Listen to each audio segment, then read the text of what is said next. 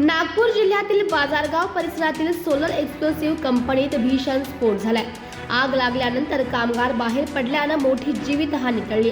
तरीही स्फोटात 10हून अधिक कामगार जखमी झाले असून त्यांच्यावर उपचार सुरू आहेत। या गंभीर घटनेमध्ये एकाचा मृत्यू झालाय तर 10 पेक्षा अधिक जण जखमी आहेत। सोलर एक्सप्लोसिव्ह ही खासगी क्षेत्रातील सर्वात मोठी स्फोटक उत्पादक कंपनी असल्यानं या घटनेने मोठी खळबळ उडाली आहे।